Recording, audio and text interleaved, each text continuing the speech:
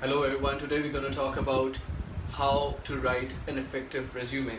And since we've been promoting this event for a long period of time, we do expect you to have a lot of questions, and if you have any, please feel free to write them in the comment box and we'll try to address them as soon as we can. So let's start off with the reason why we need to have a very strong resume. Now, depending on the position that you've applied for, the maximum a recruiter will give to your profile is 1 minute. Now, even when I say 1 minute, that is extremely optimistic. Usually within a few seconds, we decide on which resume to shortlist for an interview and which one just to discard all of a sudden. So first thing, why a resume is important is because it gives you the necessary interview call.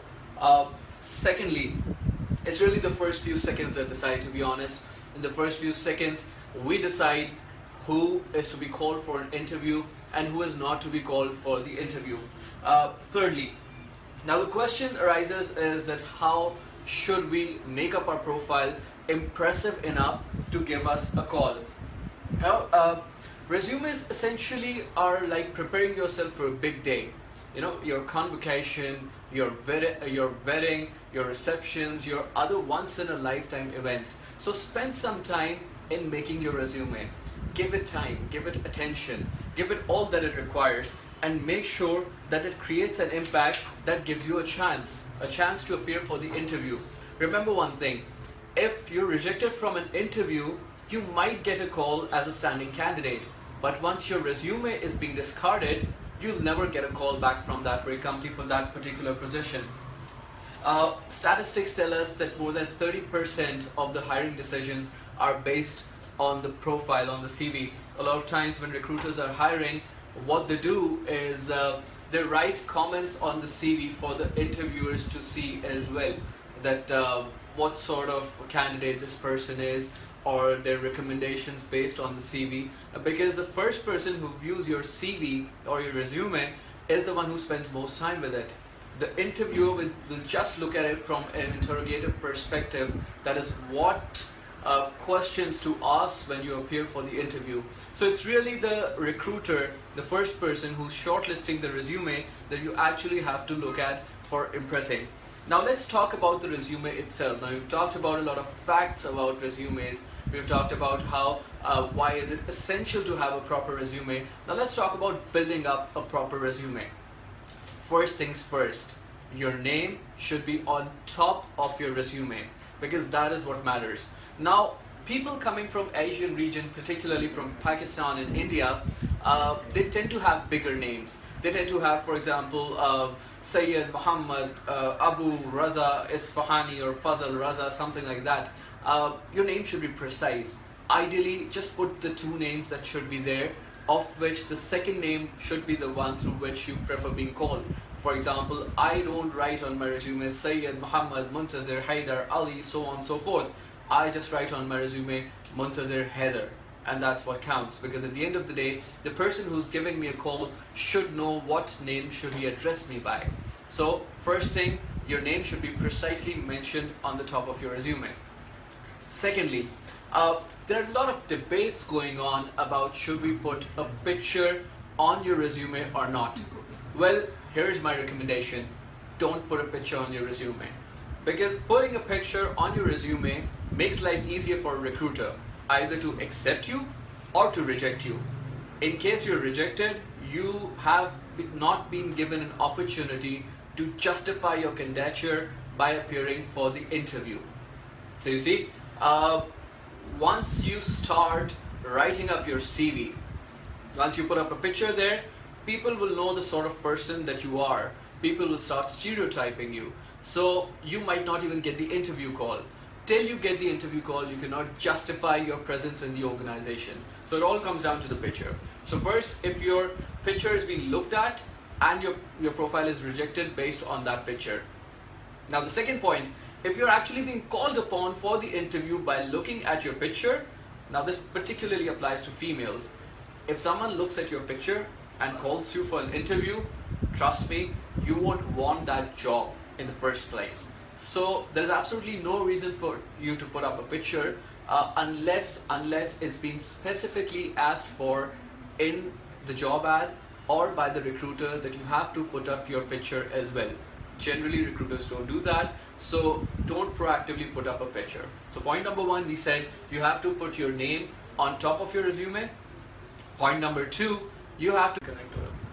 Okay, so point number one, you have to put up your name visibly on top of your resume. Point number two, you don't have to put a picture on your resume. Point number three, which is essentially very, very important, and it applies primarily to the local region as well. Don't put up your addresses. Don't put up your addresses or your landline numbers. Why? Because again, they are used classically for stereotyping. For example, if my office is in Defense Housing Authority, that is DHA, and you apply for from North Karachi, again this video is being viewed by audiences across the world, so I'll be a bit more generic other than just giving the Karachi example.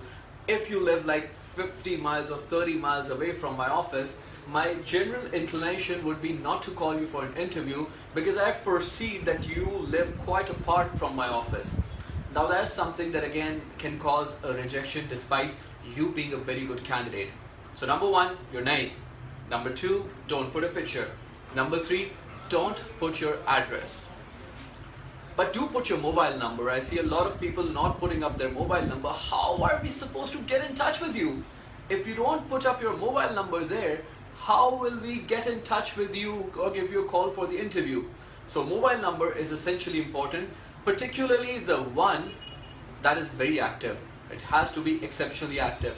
And since resumes, they go internationally, try putting up the country code into it as well. For example, if you're giving your CV in Pakistan, we have the mobile number, for example, 0321XXXXXX.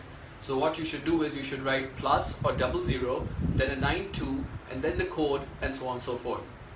So you should have a mobile number. Now, another essential ingredient of a resume is your email address. Now, we have had the most funniest possible email addresses to look at when we're looking at different CVs.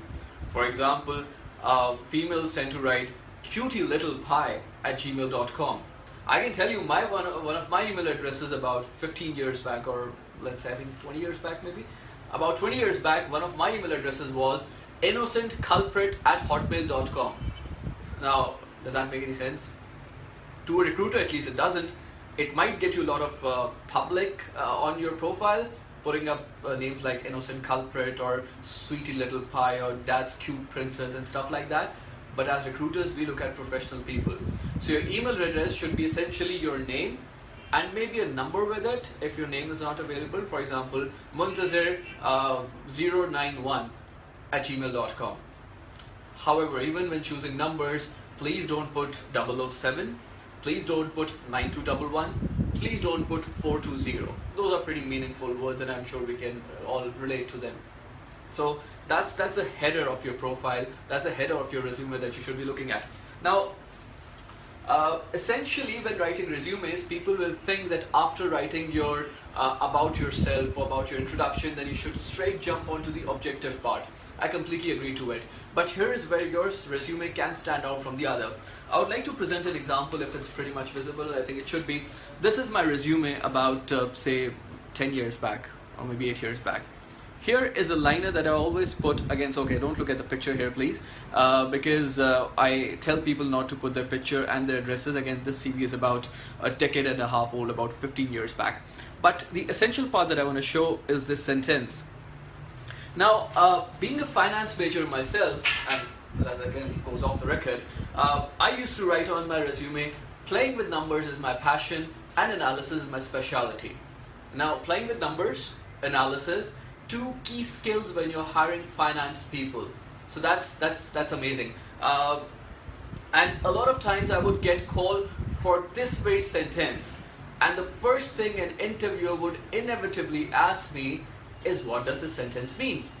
And this is one sentence that would actually keep me stand out from the audience? Like when you look at the CV, I'm sure your universities, your educational institutes, a lot of other places, they have given you pretty fancy formats of different resumes.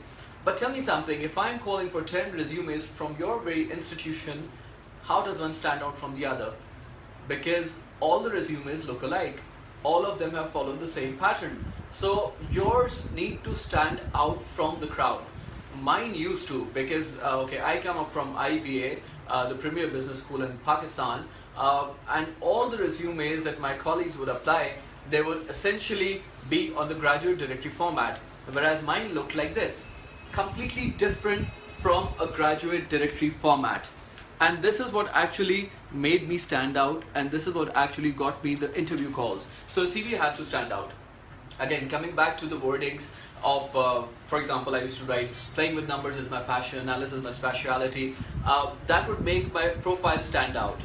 Why would it make my profile stand out? Is because not a lot of people would know it.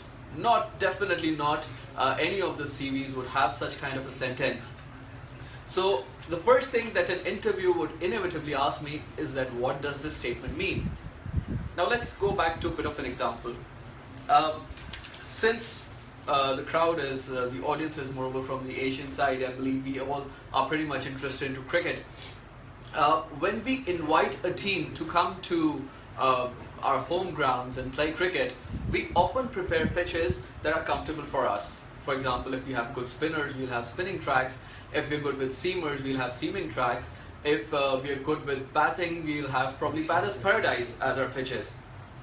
Why? Because we need to have that home ground advantage. Now let's come back to the resumes again. When you go for the interview, you don't have the home ground advantage because you're going for an interview. You're a foreign player going into the home ground of someone else. So what essentially happens is the interview has prepared a set of questions for you, whereas you don't know them. You just have an anticipation that he'll be asking so on and so forth, these kind of questions. What happens is, by writing such a statement on your CV, that's the essential part, on your CV. By writing such a statement on your CV, what essentially happens is that you're giving them an opportunity to ask you a question that you're already prepared to answer. Now what this does is that this picks up the interviewer from his home ground onto your home ground. And that is what actually makes a difference in the interview. So again, coming back to the CV. I'm not saying that all finance people should be writing, playing with numbers is my passion, analysis is my specialty. Absolutely not. But think something that's creative enough to make me call you for an interview. Let you be a marketing professional, let you be a supply chain professional, let you be an accounts or a finance professional. What you should be doing is actually thinking that one-liner that makes you stand out from the crowd. Now that's the upper portion of your resume. Now let's get down to the more traditional features of your resume. The objective. More often than not, objectives are pretty much repeated from one resume to the other. So what we're essentially doing is we're writing on Google the best objective for a resume for a finance job. And more often than not, let me tell you this thing very frankly, at least 60% of the resumes that I view every day have got the same objective altogether. And one of them reads as, to work in a prestigious organization that allows me an opportunity to utilize and learn from the going circumstances and blah blah blah blah blah. That might be very good for your objective, but let me be very frank. If I'm hiring you, I want to see what value you are bringing into my organization, to my working structure. Okay, yes, I'm interested in your growth as well, but right now you're selling yourself, I'm the buyer. You have to tell me what values are you bringing in. So essentially, for writing up an objective, I suggest people to go on the websites of different firms that you plan to apply at. Look at the values that those firms own. Look at the values that they need in their people. And then you construct your objective accordingly. In your objective, you're telling yes what your career objective is, but essentially a good objective would align your career objectives with the organizational objectives and streamline them accordingly. That is what an objective should be. So yes, do write that I'm an honest person, and I'm a hardworking person, and I seek a senior level position, and yes, that's pretty good. But tell me, what are you bringing here? So tell me that you're good with numbers, or you're good with creativity, and you're looking for opportunities to utilize your creativity and to learn the next step in creativity. That could be probably a marketing objective on your resume. So that is the objective part. Now we come to the qualification part, that is again an essential ingredient on your resume. Often I see people writing their matriculation first, their intermediate next, or the O levels first, then the A levels, then their bachelor's degree, then their master's degree, and so on and so forth. At times people write their master's first, their bachelor's, then the O levels or matriculation, then the A levels and intermediate. That's absolutely wrong. It just puts off a recruiter from putting in, it just puts off the recruiter from giving you a nod for the interview. So what essentially your qualification should be, the first one at the top, then the next one, and the first that you acquired in your life, probably your intermediate, probably your O levels or matriculation, that should be at the bottom. So it should be essentially last in, first out. So the last degree should come up first, then the second last, and so on and so forth. Another point to notice is that you have to see on your CV where are the brand names that's going to click people in front of you. So if you have not worked for a proper brand in the first 2 years, okay, essentially when you're a fresh graduate, your educational qualification should come right after your objective. However, if you're not a fresh graduate, you've worked, then definitely your work experience should come first before your educational qualification. But there are exceptions as well. If you have not worked for a known brand for a few years, and you know that you're, for example, I'm an IBA graduate, the Premier Business School of Pakistan, so I know my unique point for a long period of time would be the IBA brand name. So I'll always put my education qualification first up. That is important. So you have to see what is your unique selling point or something that makes you stand out. That comes in first. Anyhow, coming back to the point. So after educational qualification, we go to work experience. Now this is a very tricky portion. Why? Because they're fresh graduates, they're experienced people. Again, the first one, the most recent one comes up first, and the first one that you've acquired in your life comes at the bottom. It has to be first, last in, first out. So that's the sequence with which we go about in the education, in the work experience section. Now, here is something very, very important, particularly for fresh graduates. I need to see what you've done in your life. So if you're not getting a job, try working on internships. What it does is that it adds a lot of value on your CV. I need to see that are you someone who would sit home rather than doing an internship? If you're not getting a job, would you sit home, or would you try your level best to gain certain experience out of it? So internships always add value, firstly. Secondly, when it comes to internship, bug your superiors, bug your supervisors to give you tasks. Traditionally, supervisors would give you photocopies and different kind of stuff to do during an internship. Push them into giving you real life scenarios, because what it does is that it adds weightage to your CV. It adds weightage to your resume. First up. Secondly, when you talk about your work experience qualifications, put in numbers there. Put in your achievements. For example, if I've written that I was a brand attorney for a particular brand, and I say I reviewed data and blah blah blah, people know what an attorney does, okay? But if I write that I evaluated campaigns, that's what makes more sense. If I've been a brand manager for an organization and I write that I've been running campaigns, a recruiter will say, oh please, that's what all brand managers do. What's unique about you? So when I write that I've been a brand manager for a particular brand during my work experience, I should be focusing on facts and numbers. That is, what numbers did I bring in, what brands did I launch, what ROI did I give the organization, so that the person who's hiring me next knows what to expect from me. Remember one thing, an organization will only pay you, for example, $50,000 if you're earning $200,000 for them. No organization will pay you $100,000 for no value addition that you're bringing into the organization. So, and those numbers are only justified by your resume when you put in there. Like the example I gave you, a brand manager CV saying, I've been running ATL and BTL campaigns. That makes absolutely no sense because every brand manager does it. Anyhow, that's for the work experience section. Next, if you've done any particular extracurricular activities in terms of work experience. For example, when I graduated from IBA, I used to write for Pakistan Gulf Economist. I've been writing there for 6 months, written 25 cover story articles. I would always put up that experience on my resume. Why? Because I want people to know what additional stuff I've done in my life, what more I can bring into the organization. Okay, because if you have two people with similar academics, it's only the work experience that's going to make you stand out. So all those things matter a lot.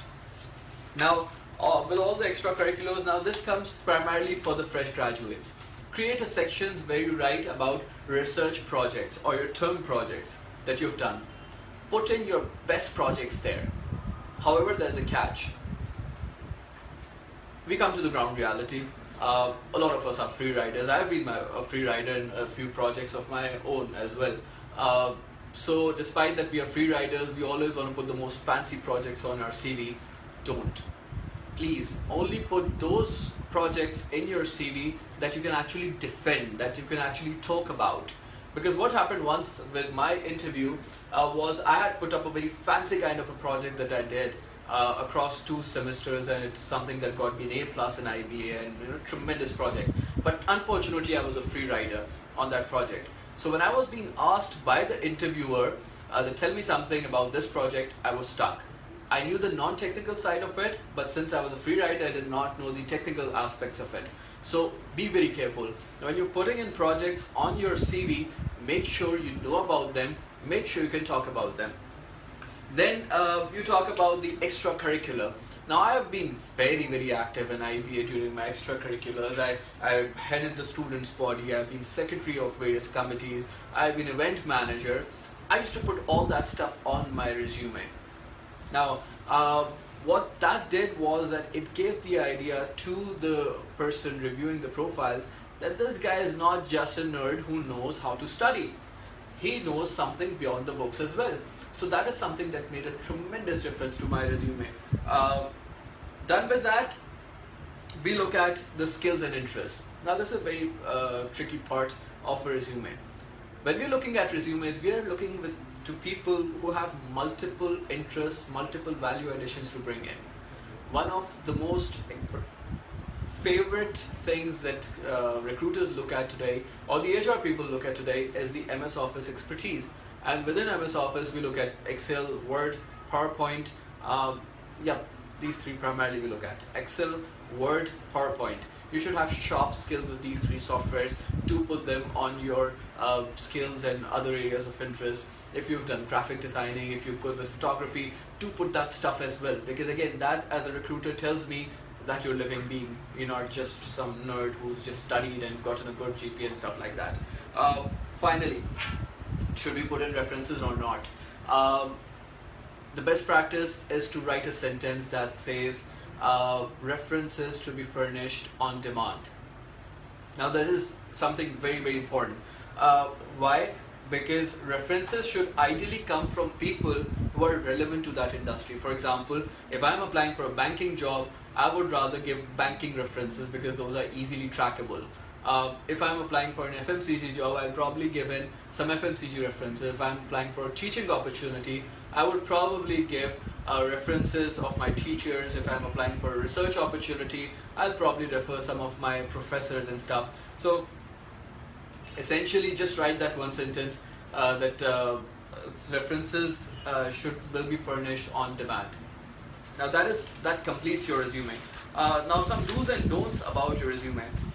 Essentially, firstly, if you're a fresh graduate, your resume should ideally not exceed 1 page. The maximum it can go is probably 1.5 page, but don't go into 2 and 3 pages of resumes. Tell you something very honestly, when I started off my career, my resume was 1.5 page. But today, I was just altering my resume the other day for someone asked me for it, and I realized it was just 1 page. So essentially, when we are fresh graduates, we want to put in everything that we have done. But as you move up the career ladder, you realize that you have to put in just the important stuff. Ideally, make a one-pager resume. If absolutely essential, it goes to 1.5 page, but not more than 1.5 page under any circumstance, up to say 5 years of experience. Then of course you realize yourself what is important, what's not important. One more factor. People often have issues with a low GPA, and I see a lot of smiles already in my heart because I never had a very shining GPA myself. So what we used to do is we used to write percentage as well, or we would rather skip the GPA part altogether, make the interviewer more inquisitive about the GPA. Because let's face it, a lot of stereotyping is done. If you've got 2.95 GPA, you won't get a call for a 3.0 GPA job, though it's just a matter of 0.05. Anyhow, that's a different debate and discussion altogether. So what we do, don't write your CGPA if it's very bad. If it's convertible to a good number, just write the percentage there. Other than that, people often ask me about the social media linkages. Well, your LinkedIn link should always be there.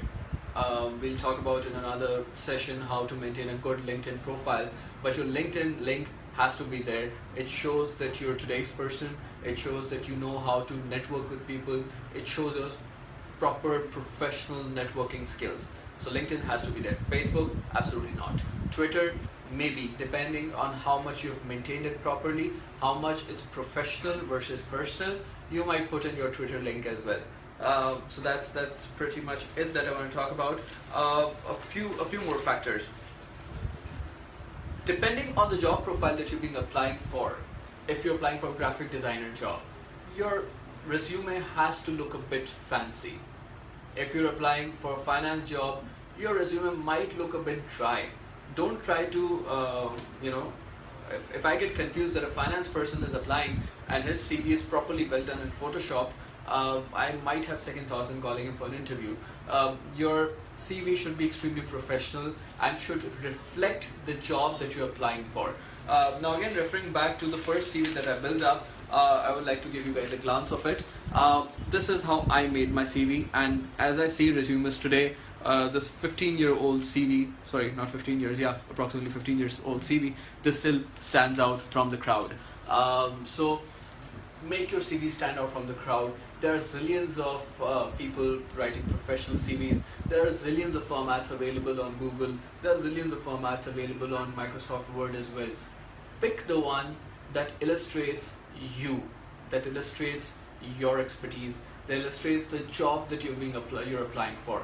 So with that, this is Muntazir Haider signing out, and wish you guys all the best for your resume writing.